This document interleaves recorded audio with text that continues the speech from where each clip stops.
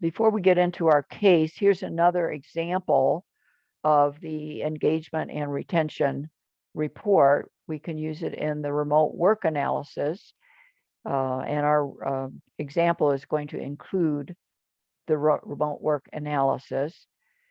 So what are some of the benefits and challenges of remote work? So those of you who have experienced it within your organizations, what are some things that come to mind that have been either beneficial or somewhat of a challenge in your organization? Well, I charge by the hour and I don't necessarily get paid. I mean, I incorporated into my rate, the drive time to my clients. And since COVID, I haven't been driving, but I didn't change my rates. So I'm enjoying. No wonder you're smiling. That's It a worked out good well. one. Okay. Donna, before you left your other organization, was there anything you observed? Well, I had done much of my work remote prior to it happening, but then of course everybody was doing it when it happened. So I think that there was ahead of time, there was still an ability a couple of days a week for people to get together. Plus I used to travel to Austin. So it was sort of best of both worlds in the past, where we had 3 days of remote work, 2 days of on-site, and then travel where you actually spent time with people almost, 15 hours a day, right? You hang out with them and then you go to dinner and, that type of thing whenever you're in town. So I think there was a level, I'm so sorry about this rotten dog who is so still small and barking. Anyway, but there was an ability at that time to both super connect and then be remote. And we didn't have that last year. So I think people really missed each other. I think there was some inability to follow up on things and drive them as quickly. And there was a little disconnection. And I do think some of the things that came to a head, I'm going to try to use fast. Some of the things that came to a head with my boss last October were because we never spent any time together. And I wasn't able to have some of those more personal conversations. And he was having trouble at home because of COVID as well. So that created, there was just like double whammy going on. So I think there's a lot of interpersonal strife that was created.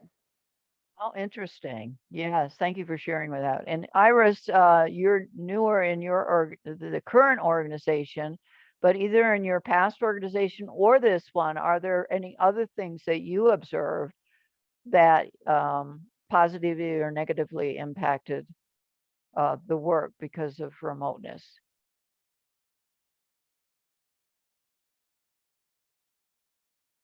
Is Iris there? I was on mute. Thank you. Go ahead. Anything other than Donna listed quite a few, but anything else that was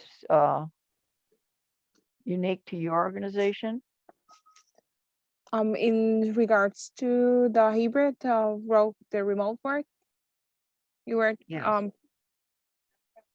Well, actually, the majority of professional positions are, fitted to do a remote work, but maybe it's more than a cultural and, vision. There's a lot of leaders that still, thinking about that people must be, in office rather than, and it's difficult to, to see people like they need to have to sit there. It's like a control issue, I guess. So I think that's that belief is the main constraint to to allow the flexibility on the workplace. Were any of the executives converted once they saw performance? In terms of being more amenable to remote work? No, I haven't. I don't know. That. No. Mm-hmm. Well, I think we've hit a number of them, but these are just some that from various articles that I've read that definitely have an impact. a lot of the collaborative things that Donna referenced are really hindered. Sometimes innovation can be hindered as well. And the connectedness certainly is a biggie. So thank you for that discussion. So the way Harrison has approached the remote work analytics is, number one, they have a different template for the competencies related to the worker versus the leader. So there's got those two differences in the measurement of the traits. And then we have two competencies. We have the remote communication that involves all these different factors of communication that we're all very familiar with. And then for remote productivity is the other competency that is important. So we're able to measure both, and even both for the worker or for the leader. So the work analysis itself is more comprehensive than the remote work competencies themselves. So this green bar on this particular example is representing the competencies. But we also want to take into consideration the JSA, how the person fits the job, as well as the engagement and retention analysis that we've been talking about. So those are the three areas. This particular example, the person didn't fit the job very well, and was struggling with the competencies as well. Maybe partly because they didn't fit the job. This is not a report that that I had done, but this is an Andrew report. But anyway, you can see that the overall remote work percentage doesn't look too good. But it is instructive to look at this extreme example to say, hey, you got to first see, is the person even in the right role? Has the role changed because it became remote? If it has, then we need to adjust the JSA appropriately to be able to really analyze what's going on with fit. Okay. So here's the analysis, and we see the two competencies, remote productivity and remote communication, on the summary report, and we see the overall percentage fit on suitability. And this is another example, of course. So this person is highly fits both in terms of productivity and not as high, but strongly on communication as well. So the essential traits, this is the remote work analysis for Andrew for remote productivity. And so he's very persistent. Those are the essential traits. Here's an example of a desirable trait where he's a bit low on, managing stress well. And then the traits to be avoided. I'm just giving one trait as an example for each one to show you that it's built the same way as we built a JSA. And there's a similar report for communication as well. So now we get to our group exercise, and I'm going to pause the recording. But we said not really, but she was going to possibly be okay if they did the right solution. If we, with some adjustments, we might. Yes, but she's really not a fit, even No, though right. we have to, but she's going to retire and they want to keep her in the role. So I get that part, but she's totally, if it was long-term, you got to get her out of there. Short-term. Yeah, so I mean, looking at the percentage is one thing, and that's very low, 63%. But look at the traits that, I mean, clearly does not fit an auditor role. Right. Precision, even finance business is fairly low. Yep.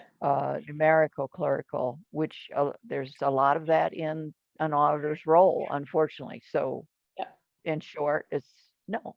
Right. So the remote work, the competencies, how does she fit those, and can she leverage those in any way Oh. to overcome the fact that she doesn't fit this role. Yes, I think that she can. We think that she can cope good with remote work. She has the capabilities to do so, but she will have troubles leading remote. It's at least with the remote leadership analysis. It triggers that she has a suitability to work remotely, but not so to leading people remotely. And I don't know if we need to check that, because when on page 5, the overall percentage of remote leadership is 70%, which is a possible competency, but it's still under the 20% on what? 70% 70% on what? on remote leadership. Okay, so we did put her in a remote leadership competency. So it is evaluating the traits at the right weightings rather than just a worker bee. Even though her job is fairly independent, as I heard you both talking, that she would have to interact with a lot of people globally.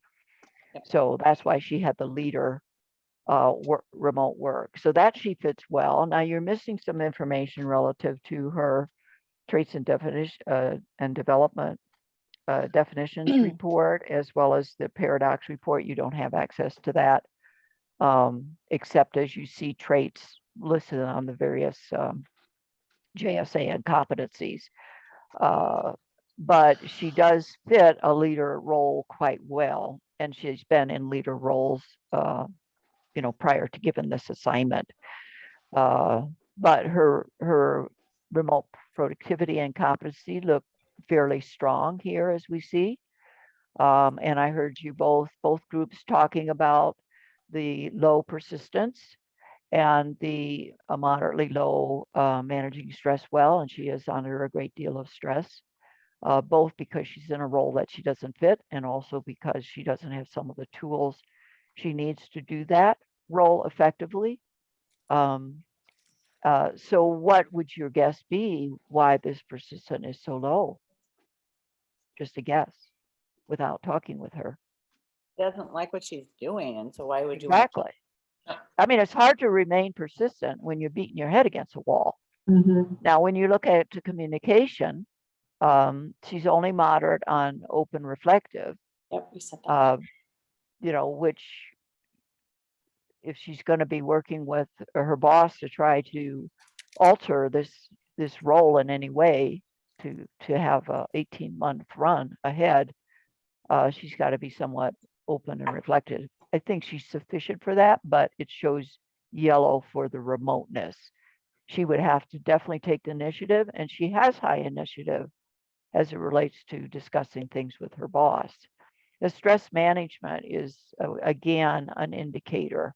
So here's the managing stress well, and here's the combined score with relaxed considered for the communication. So it definitely is a factor, as I heard you all discussing. So given her engagement and retention expectation motivators and the low fulfillment scores, what are your recommendations? What did you decide are possibilities for Katherine? Anybody? We came up with 3. One was because of her leadership and initiative to create something for her that's more of a leadership role, so that she can delegate some of these things she doesn't do, or the company delegates the clerical parts of her job because she's a planner, but clearly she's not precise or into the job she has to do. And the last was she's a strong planner. So to have her be involved in the COVID plan with the company. Oh, And does the other group good. have any other suggestions? That's good. So we did think that identifying a replacement and having her bring that person up as well as allowing that person to support her so that some of her vision and numerical and all of that gets a little bit more balanced. And I would have to say that in my previous role, sadly, it was only 6 months, but toward the end, I was given a human like Katherine needs, and it was just a beautiful partnership.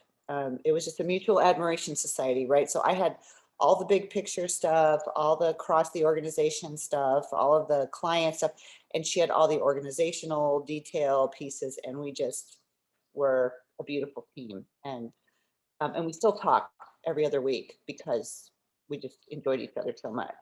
And I would love to bring her into my new organization if I have an opportunity.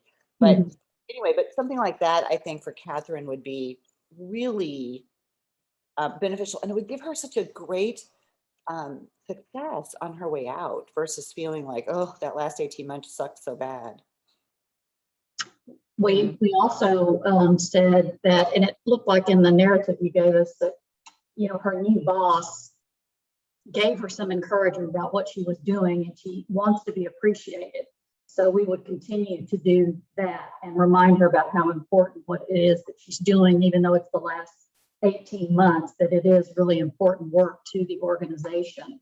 And that she is in charge of it too. So try to help her with the autonomy piece and reinforce this is your baby, got that development piece in there, and helping her with someone that she's mentoring or supporting can help maintain that autonomy for her as well. Okay. All right, great. So let's just take quickly a look at the development. Here's a woman that's nearly retired and is a 10 on wants the development. And even advancement is high as a need. So she's in the game, you know, years working is not relevant to her. She's got the energy and the desire, and not everybody at that stage in their career has that. So this is amazing. What is also amazing to me is her level of enthusiastic and wants challenge despite the role that she's been put it into. And I know Katherine and have worked with her for many years. She's been a client for many years. So I was just blown away by her ability to sustain these support traits despite the role that they put her into. Is she fulfilled? No, because she's not in the right role. And then the would you try to do something directly to address that? Pardon? Would you try to do something to address that, or is that just kind of a factor for you to keep in mind? Well, let's look at all of them and then we'll come to the conclusion. Okay. So on the remuneration, she's at the tail end of her career. She's at the pay level that she's going to be at, and she's well compensated, especially given the role that they put her into. She remains self-motivated, which is just phenomenal once again. So even though this is only a 6, she's not fulfilled because she knows it's not going to change. And that's part of that measurement. She knows she's at the end of her career. She's at her highest pay grade. Nothing's going to change in that regard. And then the authority expectations. She does want that autonomy and the leadership. She's not in a role where she can realize that. So hence the very low fulfillment. Yet she has what it takes. And I heard one of the groups discussing this very high tolerance of structure, which is kind of abnormal. And I can tell you that a lot of that is due to being thrown into a role where there virtually was no structure. And she is not an auditor and had to create her own structure. And so it's like a cry, a plea for, you know, putting some structure around this impossible role that she's been given. And then here under, yes, you all were talking about this. How can she be appreciated when she's been put in the role that she doesn't even fit after many, many years with this organization and the high level of expertise that that she brought to the governance area, which is a very specialized area in any global organization. And so just, even if her, boss were to tell her every week how much she's appreciated, when you're in a role that you don't fit, how real is that? How sincere does that come across? And then for communications, you think both groups were talking about the fact that she is very frank, and so she certainly has made her voice heard on these issues, and knowing her and coaching her along the way, I know that that's true. And then the personal expectations, anything there that jumped out to anybody?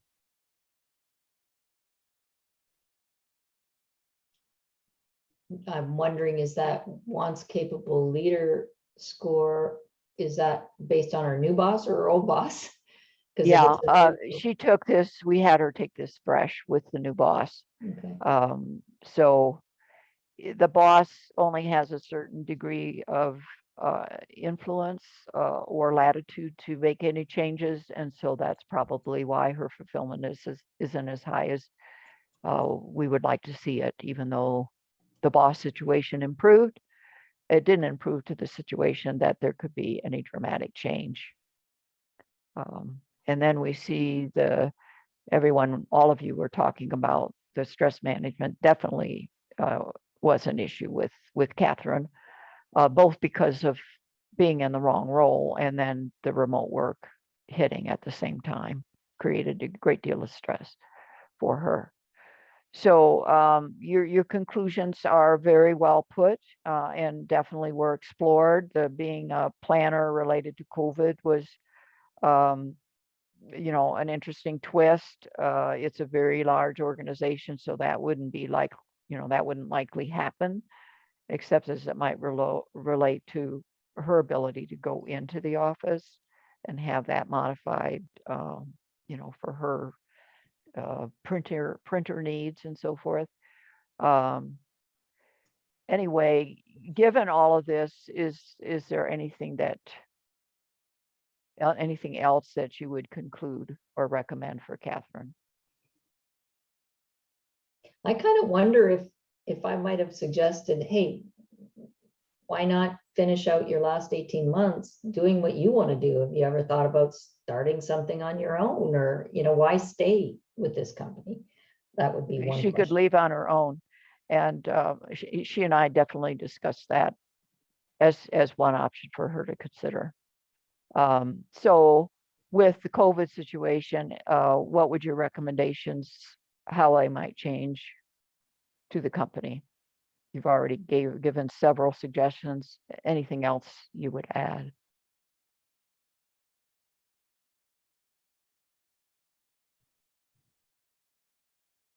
She could leave on her own, or the company could do what? It could buy her out. Early retirement, right? Yeah, yeah. I mean, I think it's great to go do something on your own, but with COVID, if you haven't been networking as much, which is kind of where I am, right? I was so insulated in my company, and that's a whole different story. But my network shrunk quite a bit while I was there, and so just popping out while we're still in a pandemic to do my own business just did not seem Yeah, as they pulled the trigger on Katherine, and it was devastating for her and to her. And as I say, I'm a friend and have been for a long time. And so it took her a while to kind of regroup from all of that. But I can give you the good news that just in the last month, Katherine has started a new role, which came as a referral from one of her contacts in the governance field. I helped her negotiate that. She just emailed me the other day and said she is thrilled. So, silver lining, sometimes the worst of situations can turn out for the best. And that is certainly true for Katherine, because if she had to belabor 18 months in that role, it could have been so debilitating to her, despite how she was keeping those motivators up. For 18 months to have to sustain that, it could have affected her health. It could have affected so many things. And it could have made it more difficult once she did retire to accomplish what she has now done. on her own after receiving the retirement. So very good job. Learning points from this are numerous. Of course, you want to start with the JSA, and I believe all of you did. You want to see, do they fit the role? And are there any potential role adjustments or development opportunities? And you were hitting on a really good one with the idea of her delegating the work that she doesn't do well and doesn't like, and then mentoring or training that person up to take over. That would have been the ideal, but the company just wasn't amenable to it. Then you consider the remote work competencies, the opportunities for development there. And while she had an overall score that was very good, you have to consider the details. And I heard a number of you discussing how important it is to drill down on that, those scores, and not just take a look at the overall score. And also recognizing that the detail report, which you may not have been able to get to, but it is generalized, and you do have to consider in context, you know, how the Harrison recommendation relates to the other factors that you're considering, to make sure you do discuss all the elements that are going to be important to success for the person. And then consider the expectation, the gaps, the fulfillment gaps next, and how those interrelate with each other.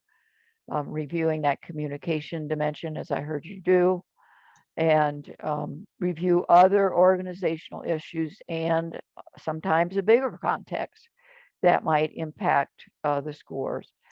And of course, always avoiding assumptions and judgments in that process. So I think, you know, I bounced back and forth between the two groups. You all did an excellent job. And given the fact that you were missing some critical information with not having the other reports to take a look at, but you still came up with the viable options for this situation. So great job. Did you find that to be a good learning experience? Yeah. Mhm.